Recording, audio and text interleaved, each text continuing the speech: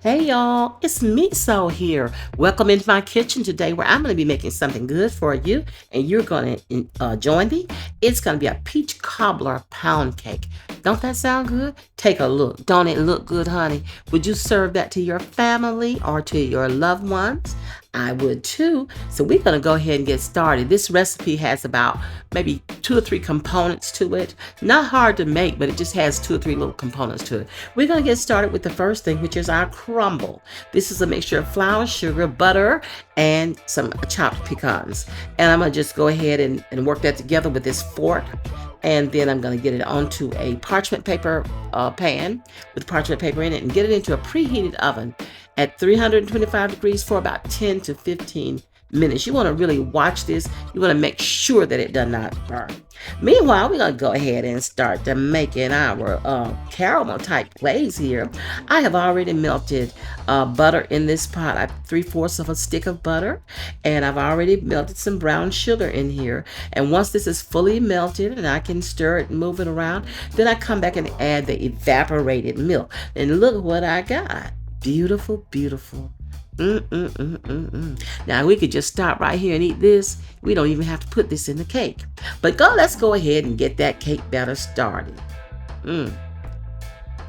So I have 2 sticks of butter here and some cream cheese. But now everything is room temperature. Everything that you're looking at, nothing is cold. The eggs, nothing. Everything is room temperature. Anytime you're baking, that's one thing that holds constant. You always want to start with room temperature ingredients.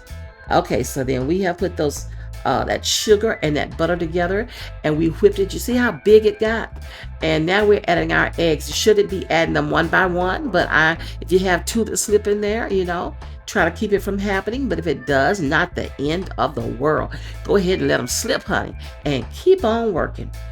So now we have combined the flour, nutmeg, allspice, and cinnamon, and the salt. Now I'm going to just take a wire whisk and kind of just whisk it up real good so that it goes in here evenly. It's distributed evenly. So I'm going to go ahead. I'm going to add my flour, then my milk, then my flour, then my milk. I'm going to start with the flour, and I'm going to end with the flour. So you just let it work out in between, honey.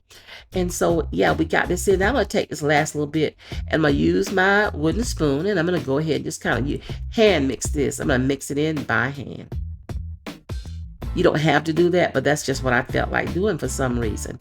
I'm getting my vanilla flavoring in here, and I'm going to mix that in by hand. So looky here, y'all. I'm going to spray this pan with my flour and oil spray. I don't usually use this for my pound cakes because I like my crust on the pound cake to be like a cookie, kind of crusty. But this, I don't want that for this pound cake, not this peach cobbler pound cake. So you remember that caramel-like stuff that we made over there just a few minutes ago? You take that and you put this in the bottom of your greased and floured pan. And then you sprinkle those crumbles in there, but you don't use all of them. You reserve some of them crumbles. Now you have a can of peaches, 29 ounces, and you just drain those peaches, reserve the juice though. And then you take these peaches and put them around the bottom of the pan. Sprinkle on more of the crumbles. Now we're getting in our cake batter. I'm gonna spoon mine in, and you don't have to, well, you kind of do have to because it's gonna be so thick that you're not gonna be able to pour it. So I guess spooning in is the way that it goes, honey. So you go ahead and get all that in, and then you don't want to leave it all lumpy like this. You want to smooth it around and make it even and make it smooth. You don't want a cake that's high on one side and low on the other side any more than what's normal. We're going to get this into a preheated 325 degree oven. We're going to let it bake for 90 minutes. Now, while that's baking, we're doing something else, honey. We on to the next phase. So we got some powdered sugar here, and I just put a little salt in. And this yellow liquid, this is the juice from the peaches, from the can, straight from the can, the peach juice. Yeah, I bet some of y'all thought that was egg yolk, right? No, no, no, no, no, no, no, no, no. That was peach juice. And so we're going to go ahead and get our flavorings in. We're using vanilla flavoring and we're using some lemon flavoring. And we're going to just mix this together. I decided I need a little bit more of the peach juice because there's a consistency that I want it to have. Look at that. See, it's got to be pourable. We're not going to ice this cake. It's got to be pourable. Now, this cake is ready to come on out the oven. Look at that. We've got to let it sit in this pan for about 20 minutes. Put it up on a rack, though, so it's not sweating from the bottom. Now, I just turned this out onto a plate. I'm still letting it sit here and cool before I put this ice drizzle on here. And look at what we're doing, honey. Look at this. Oh, man, man, man. It's just oozing and dripping. This is delicious. I kid you not. Now, when you put this on at first, it's going to do just like that. You don't really see it as well. I'm going to put a little bit of the topping on there. And then once I get that on it, I'm coming back with some more of that icing, that drizzle.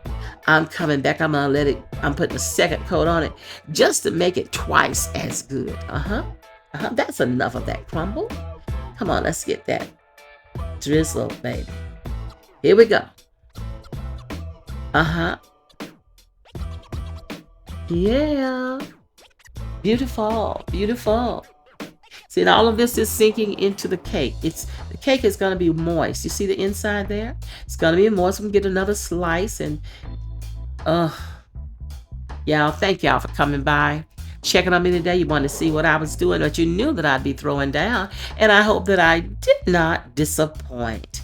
Guys, if you're already subscribed to my channel, I want to thank you. I appreciate it. If you're not subscribed, please hit the red subscribe button and then the notification bell until you get parentheses around that bell. That way you'll know every time I put up a new video. I'm trying to grow my channel. I appreciate it if you all help me to do that. Give me a big old thumbs up and then like my video. That's the thumbs up. Share wherever you're active on social media. Leave me lots of comments.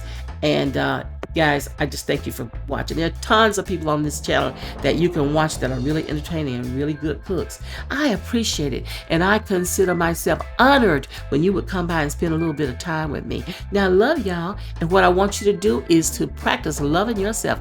Keep a good check on your mental health, and then when you get yourself right, you're better able to love your loved ones, the ones that you really care about. You're more fit to love them. And the first thing you can do to show your love, something I know you're comfortable with, share your love by sharing your food. That's what I do. I come on here and share all these great family recipes with you guys. That's what I want you to do. Share your love by sharing your food. Okay, y'all? Bye-bye, and I'll see you next time.